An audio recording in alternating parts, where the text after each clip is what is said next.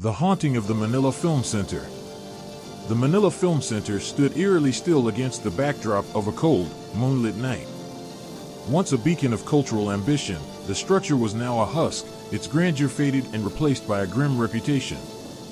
Beneath its hollow halls lingered whispers of a tragedy that had sealed its fate, one that Manila's residents spoke of only in hushed tones. Lila, a documentary filmmaker with a penchant for urban legends, had heard the stories many times. The film center was cursed, they said.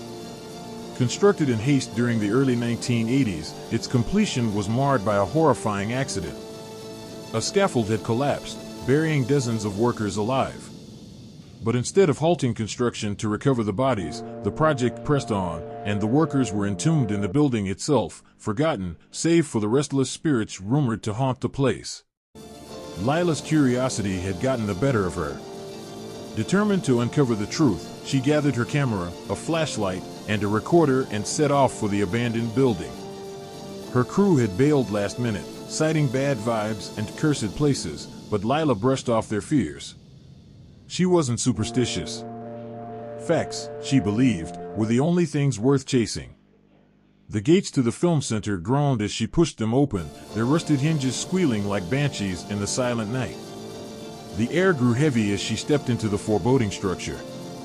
The grand lobby was vast yet suffocating, its once polished floors now cracked and coated in a fine layer of dust.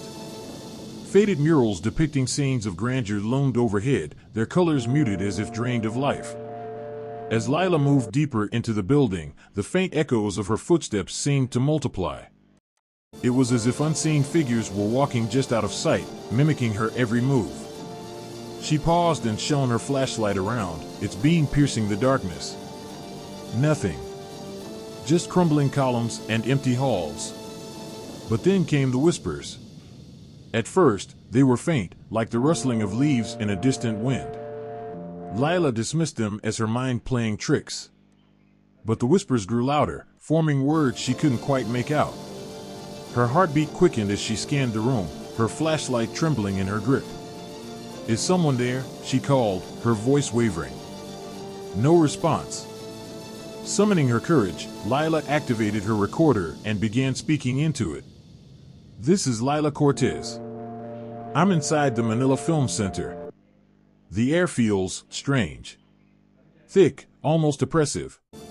I'm hearing whispers, but there's no one here." A loud thud echoed from above, cutting her off.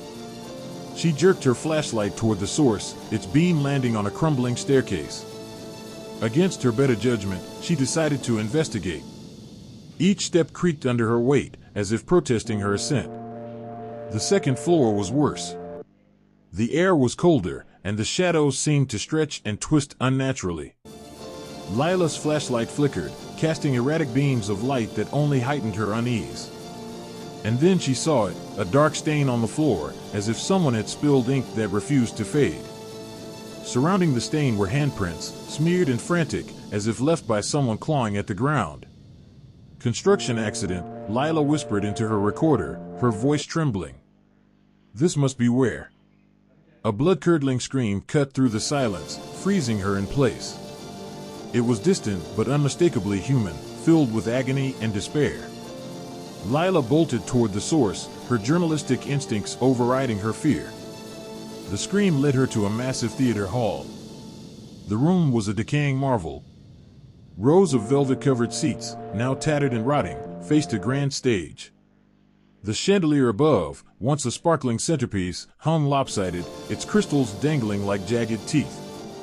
But what caught Lila's attention wasn't the theater itself, it was the figure standing on the stage. A woman in a tattered dress stood motionless, her back to Lila.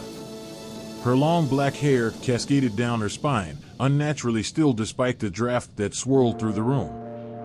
Lila's flashlight flickered again, and when the beam stabilized, the woman was gone. "Hello?" Lila called, her voice echoing through the hall. She stepped closer to the stage, her recorder capturing every sound. As she reached the edge, a sudden force knocked her off her feet. She hit the ground hard, the flashlight skittering away and plunging the room into darkness. And then she felt them. Hands, dozens of them, grabbing at her ankles, her wrists, her face. Their touch was icy and desperate, as if they were clawing their way out of the abyss.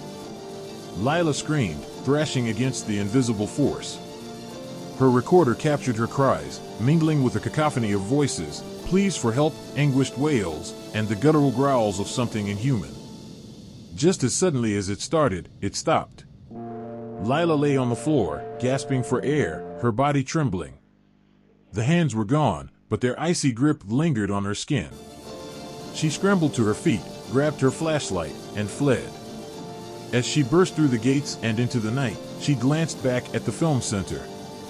In one of the windows, she saw them, dozens of faces, pale and ghostly, watching her with hollow eyes.